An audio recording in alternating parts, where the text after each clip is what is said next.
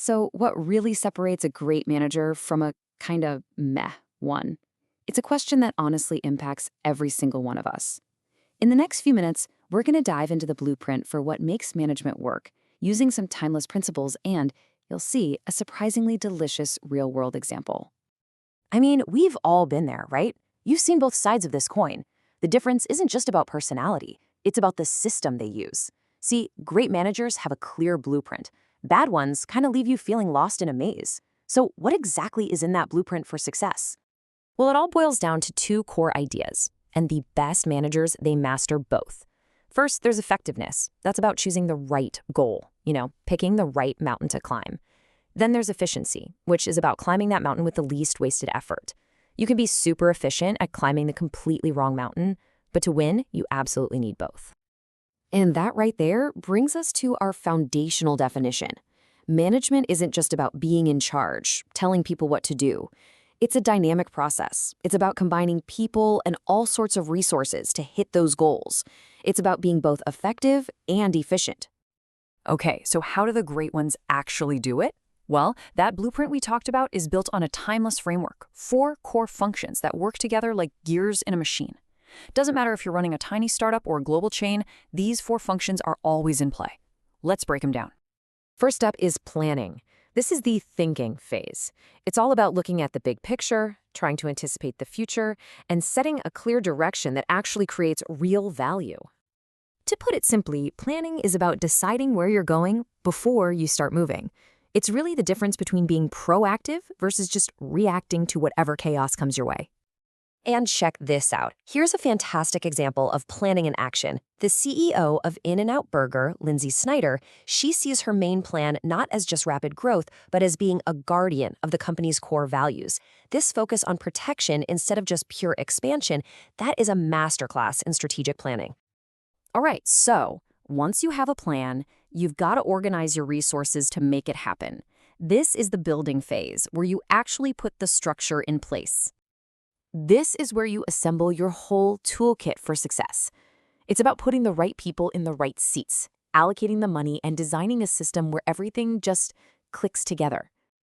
Wow, and this slide just perfectly illustrates the power of smart organizing. Just look at that first point. While their competitors are juggling over 80 menu items, In-N-Out focuses on fewer than 15.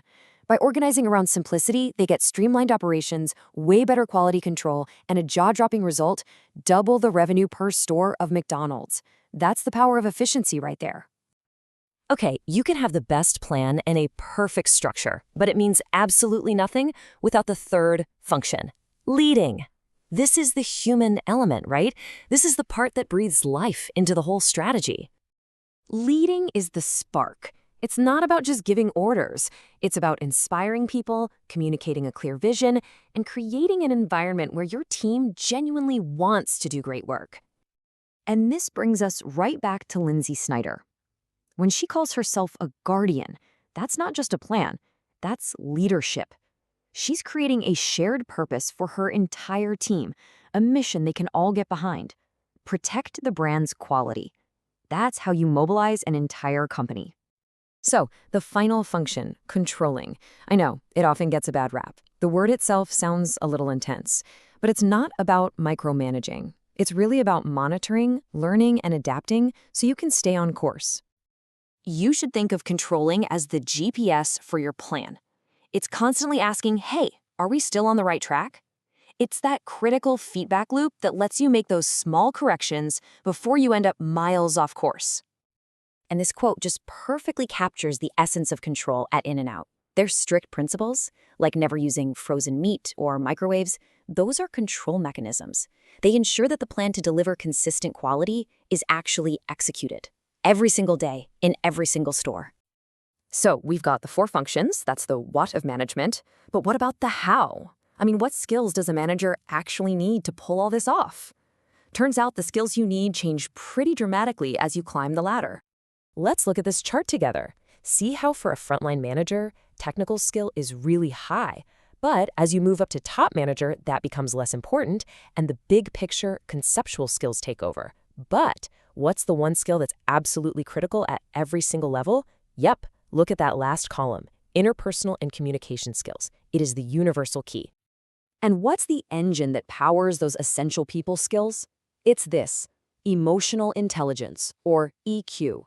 It's the ability to understand yourself and to work effectively with others. And please, don't let the term soft skill fool you. This is the absolute bedrock of modern leadership. Of course, no manager operates in a vacuum. The world today presents this totally unique set of challenges that really reshapes how all these functions and skills are applied. Just take globalization.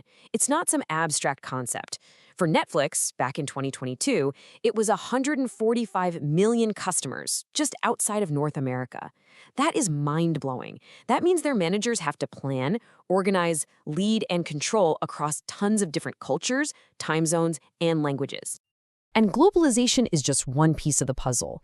As you can see here, today's manager is constantly juggling, technology is changing at lightning speed, you have to unlock the knowledge of your people, build bridges for collaboration across a diverse, often remote workforce. It's a lot. So, when you combine the four timeless functions with these essential skills, all while navigating today's complex world, what does the path forward even look like? How do you become a truly effective manager right now? In the end, these principles, planning, organizing, leading, and controlling, they aren't just from managing a team. They're from managing the most important project you will ever have, your own career. So, my final question to you is this: what's one step you can take today to start managing your own path to success?